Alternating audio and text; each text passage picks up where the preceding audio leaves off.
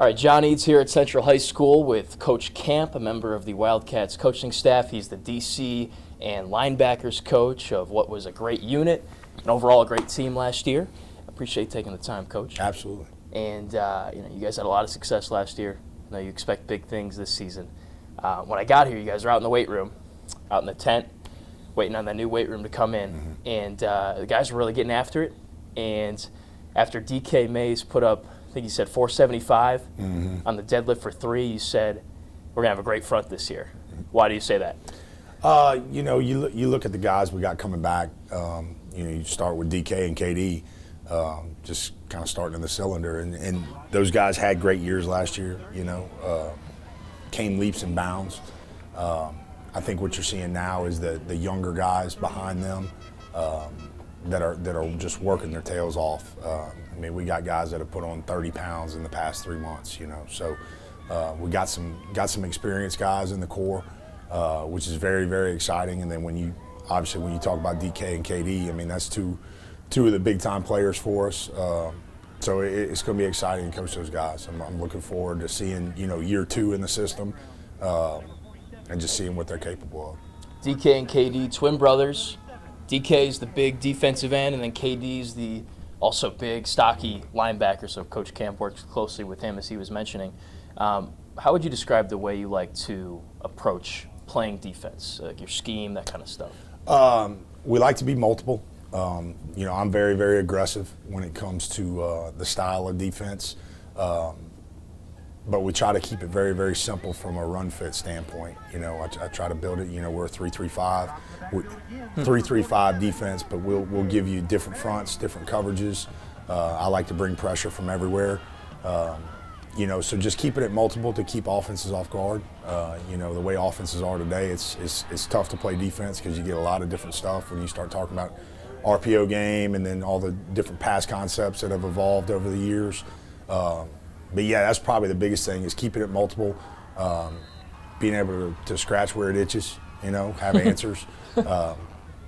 So yeah, but at the end of the day, we're going to be an aggressive pressure team, but we're going to be very, very fundamentally sound. I know football today is it favors the offense. Sure. The NFL banning the hip drop tackle and some other things they've done to kind of stack the deck against the defense, So the answer sometimes is the 3-3-5.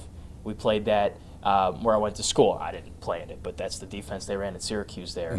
And to your point, there are more options for multiplicity and stuff like that. Do you feel like it works against some of the offenses you play, the good offenses every year? Yeah, absolutely. And the beauty of it is, and the way we teach it, if I need to go 4 down, 5 down, whatever I need to be, we can be. Because you look at the playoffs when we played the Dutchtowns and the Nevilles, where those guys are, 2 tight ends, heavier packages and stuff like that. Well, I'm big on personnel and stuff out. I'm a match personnel with personnel, which I wish they stood over the ball in high school, but they don't. I learned that. About week 3 this year. I was trying to match personnel, and they're not standing over the ball, and I'm screaming from the sidelines, and the ref looks at me and goes, "Coach, that's in college." I go, "Oh, okay." So then moved on, but. Yeah, we're gonna do whatever we have to do to match up with people, but yeah, it gives you a lot of leeway, and it gives you a lot of just ability to mold it to what you need it to be, which is what I like. So you're saying, in between plays when they run different guys out, you need that time as well to get guys out. Yeah, off the absolutely, field. Absolutely, and you play the Catholic Highs and teams like that are switching personnels every single play. You got to be on your P's and Q's because they do it at a fast pace. So it's something we work and practice a lot. Because you got to train that. You got to train the transition. You got to train the hand signaling and all that stuff coming on and off the field. But we got pretty good at it as the year went on. I'm sure it'll be even better this year. Yeah, a lot of guys so. returning. How many returners do you have? 7, and really I could call it 8 with one of the D linemen that played a lot for us. But we got 3 in the back end, 2 linebackers, and then pretty much everybody up front. So it's going to be exciting. Is this one of the more experienced defenses you've returned as a DC? Yeah, it would be. When I was many moons ago, when I was at Catholic High, that second year at Catholic High, we had about 8 or 9 guys back on that defense, and then year 3 was, probably 5 or 6, but there was those younger kids that have been in the system. So it makes it a lot easier. Me and Coach Morris were talking the other day just how you look at this time last year compared to now, and it's night and day how much further ahead we are. Instead of, having to teach, what is the A gap, now we're, hey, what are the different ways I can get to the A gap, So instead of learning a letter, now we're learning sentences, so it's exciting. That's cool. Yeah. Take even bigger steps this year. That's right.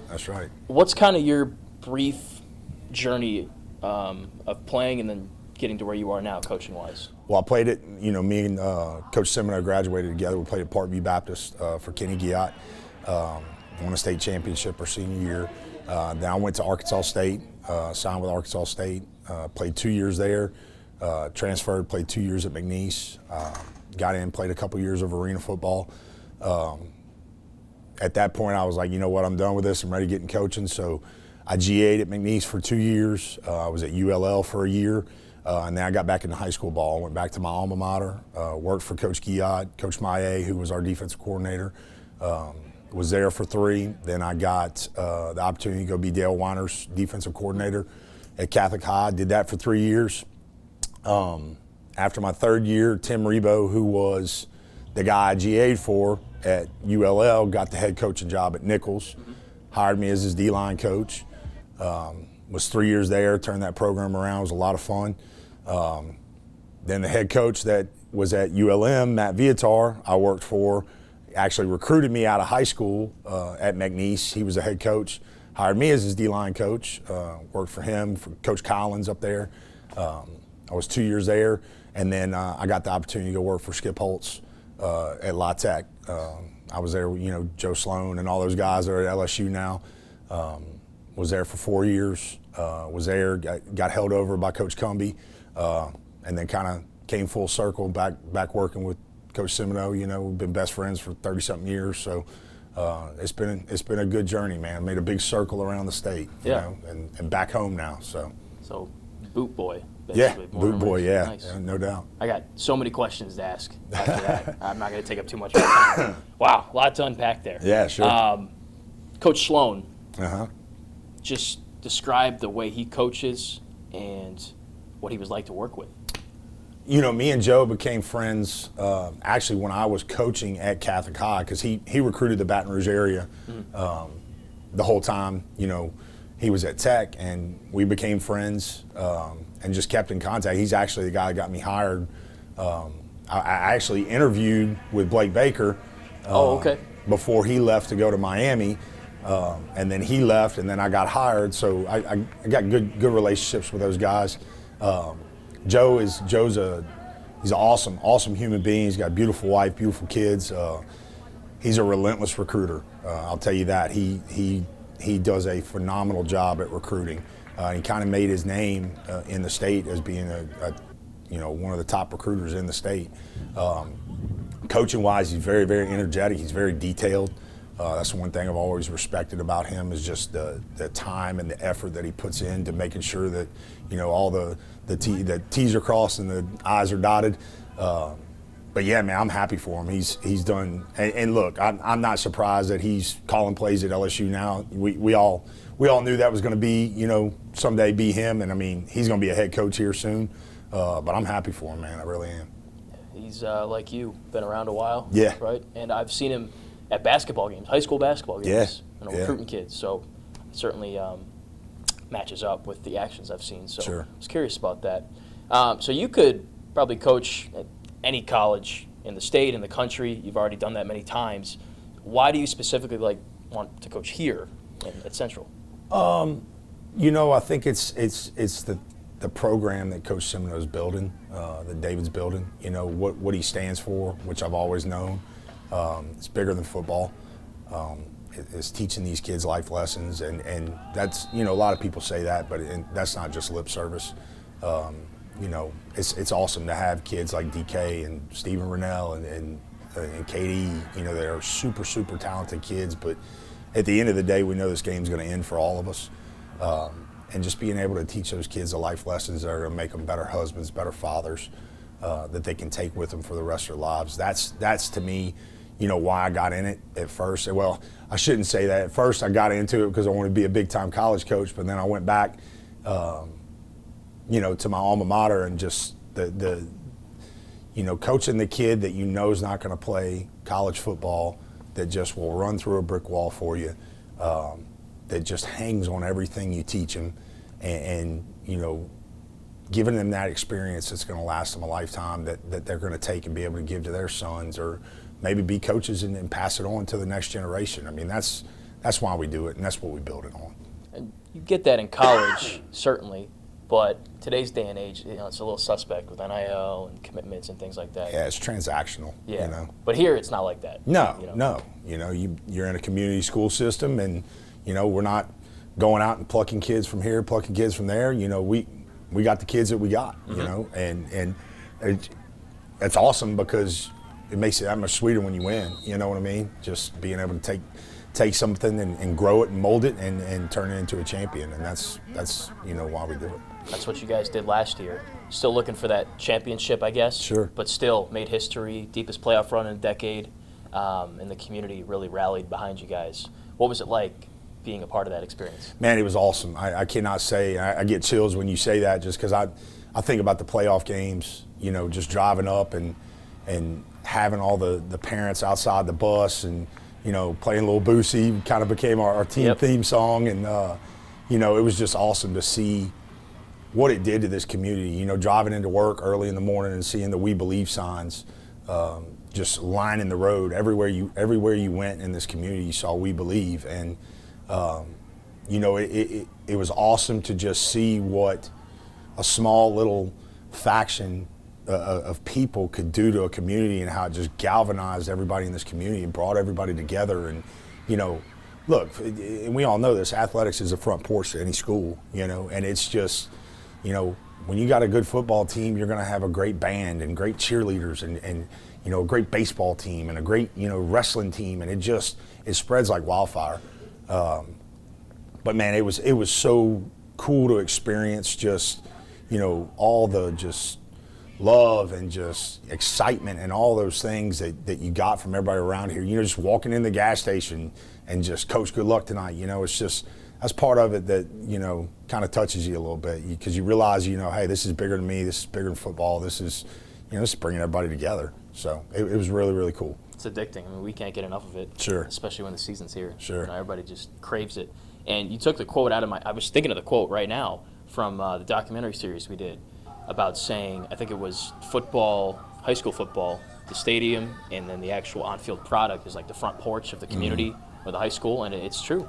But it's a great representation of the community. Sure. I think what you guys are doing here. So regarding KD and DK, they were two of those guys that were part of that great season last year. Have you ever coached twins? Man, I don't think I ever have coached twins. Gosh, I don't think I have. I've coached brothers, but I don't think I've ever coached twins. No. Do you like it? Yeah, it's good. I mean, you see the competitive nature between them two. Obviously, brothers are always competitive, but them being twins, they're always pushing each other. But they have each other's backs, obviously. They always got smiles on their faces. They're easy to coach. They're very, very coachable. And you know what you're going to get every day. It's not, you don't have to pull teeth. It's not worried about, hey, are they going to be on their good meds or bad meds today? It's just, it's consistency and a want to get better every single day. I want to grow and learn, and just, those guys have been fun to coach, man. I really tell you, I love coaching both of them for sure. Great smiles, great kids. Yep. That's kind of the off-the-field stuff. Sure. Hard workers, leaders. How about the on-the-field play? Describe them as football players. Yeah, I'll start with KD. KD is he's special, man. He's got a bright future. He's very instinctual. He can run. He packs a punch. The way he can bend and move is God-given for sure. But yeah, man, he's a silent kind of assassin. He's not the big rah-rah guy. But I mean, he just makes plays after plays after plays. And it seems to always be in those big moments, like who's going to make the play, and here comes KD. So you can do a lot with him too. So I'm always looking for creative ways to to blitz him or to get him in the rush or to single him up on, you know, whoever the weak link may be. So he's kind of my Swiss Army knife. I can do everything with him. DK is just, I mean, the growth he's made in the year has just been unbelievable. You know, he's 260 pounds now. He's put on 50 pounds, 45 pounds in the past year.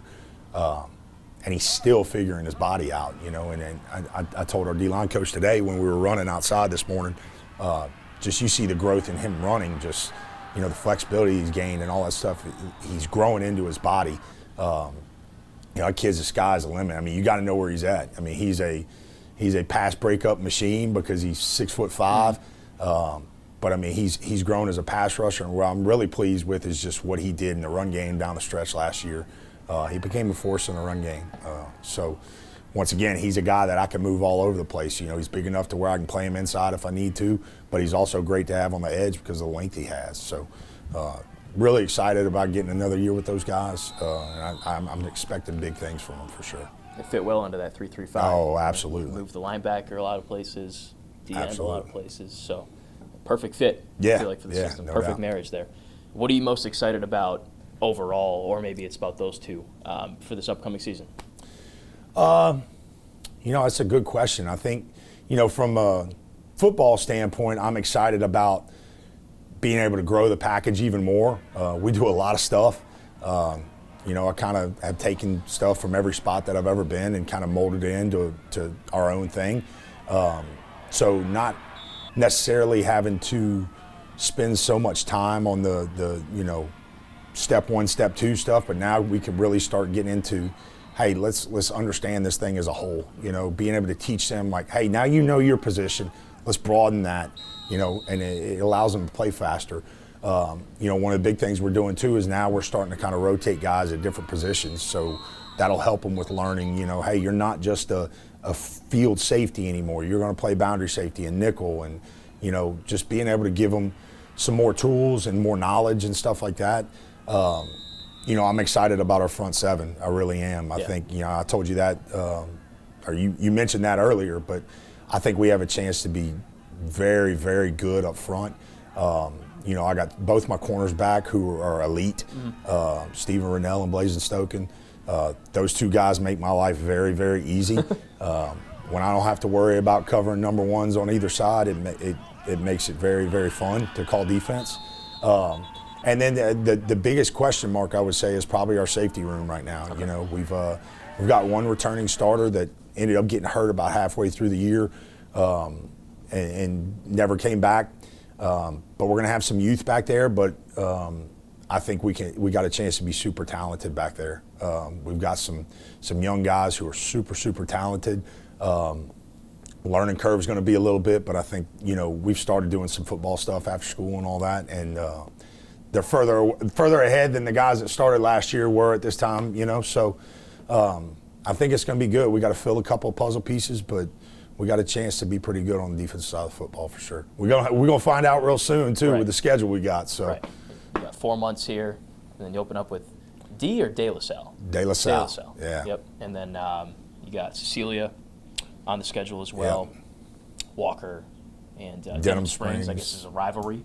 Lafayette Christian. So they won states last year, right? We played 4 teams that were in the state championship last year. So a couple quarterfinal teams. Yep. So it's going to be, but that's the way we want it. You know what I mean? If you want to be the best, you got to play the best. And that's exactly what I said. Yeah. So we're excited about it. It's going to be a great challenge. It's a great schedule. Yeah, absolutely. We're going to be excited to get out and see you guys every week. Sure. We always know it's going to be a good game. Yeah, you know? yeah, so amen. It's going to be a lot of fun. Anything else you want to say that I haven't asked you about? No, man, just appreciate what you do. Appreciate you highlighting these kids and all the hard work they put in. And, you know, guys like you, people like Robin Fambro, man, y'all make high school football awesome, man. So it's fun to read what y'all have to say, see what y'all say on the news, man. So appreciate it. We're just doing our jobs. Yeah, and amen. I think I could speak for Robin as well. We love doing it. So it's a blessing, and we're lucky to have such great kids and coaches too. So appreciate it. We always love coming out here and talking to you guys. Awesome. So nowhere else I'd rather be at 8:30 in the morning on a Thursday there you go. than right here. I'm there serious. So thanks again, Coach. Yeah, man. Appreciate the time. Really excited to see you guys this upcoming season. Central football going after that state championship after a great season last year, and the defense should be a lot of fun to watch.